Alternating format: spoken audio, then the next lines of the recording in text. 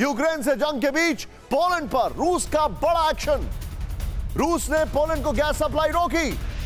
रूसी मीडिया का यह बयान है और यह तब आ रहा है जब पोलैंड अमेरिका के बाद सबसे बड़ा सप्लायर है वेपन्स का यूक्रेन को। यह बहुत बड़ी खबर है और पुतिन ने इसी के साथ मैसेजिंग भी शुरू कर दी है और यूरोपियन कंट्रीज को। बस गनीमत इस बात की है कि ऐसे टाइम पर किया जा रहा है, ऐसे माहौल में किया जा रहा है जब विंटर्स जो हैं वो हट रही हैं।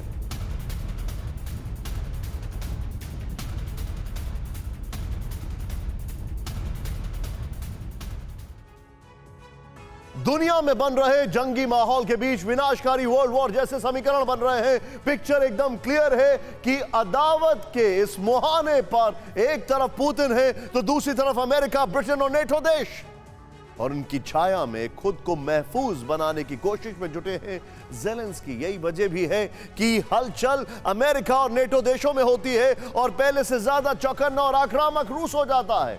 इसे आप रूस के नेटो को लेकर जारी बयान से समझ सकते हैं। रूसी विदेश मंत्री सरगेई लावरोव ने कहा है अब रूस ज़ेलेंस्की से सीधे बात नहीं करेगा। क्लियर, अब सीधे अमेरिका से बात होगी क्योंकि यूक्रेन से बात करने का कोई मतलब नहीं है। मतलब वो समझ गए हैं America is a master of Ukraine. यह चिंताजनक खबर और यह नुकसान खुद रशिया का है। उसको लग रहा था कि यूक्रेन जो है वो उनके पाले में रहेगा, लेकिन यूक्रेन अमेरिका की गोदी में जाकर बैठ गया, ऐसा अब लग रहा है।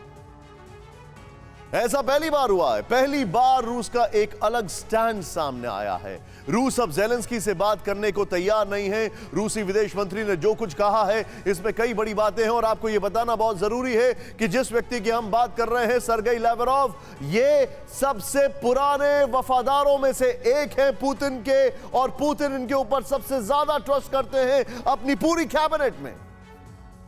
लेकिन हम आपको कुछ और बड़ी बातें बता रहे हैं जिससे आप बदलते हुए बदतर हालात को समझ सकते हैं। आइए देखिए यहां पर जो फैक्ट्स हैं।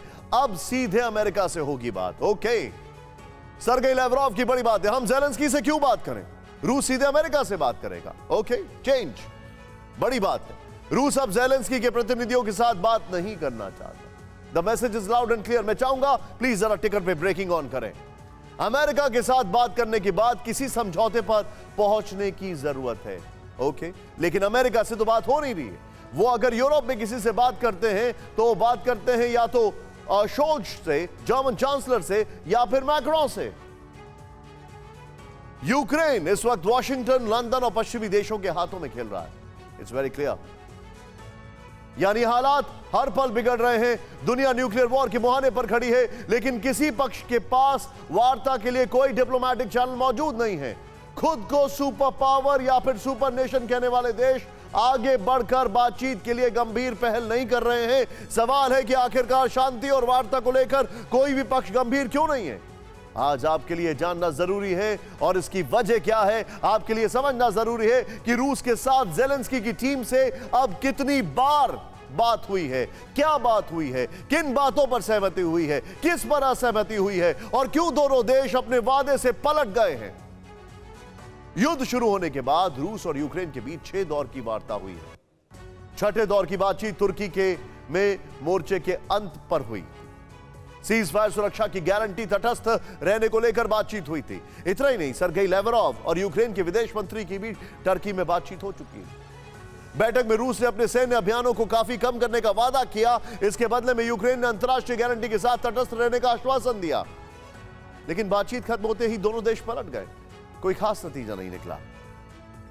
हालांकि आपको जानकर हैरानी होगी कि यूक्रेन वॉर शुरू होने के महज 4 दिन बाद 28 फरवरी को बेलारूस बॉर्डर पर रूस और यूक्रेन के बीच पहले दौर की बातचीत हुई थी। इस वार्ता से दुनिया में उम्मीद बढ़ी थी कि आगे की बातचीत का रास्ता निकलेगा, लेकिन सब बेनतीजा रहा।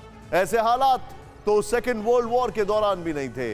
क्या यह संकेत है कि थर्ड वर्ल्ड वॉर की भूमिका तैयार हो रही है, न्यूक्लियर वॉर का खतरा बढ़ रहा है? और इस सब के बीच आपको यह बताना जरूरी है, कुछ दिन पहले यह भी खबर आई कि अब्रामोविच, रशिया के ओलिगार जो कि चेल्सी टीम के ओनर भी थे, अब्रामोविच खुद कीव गए ज़ेलेंस्की से बातचीत हुई, लेकिन कुछ भी नहीं हो पाया।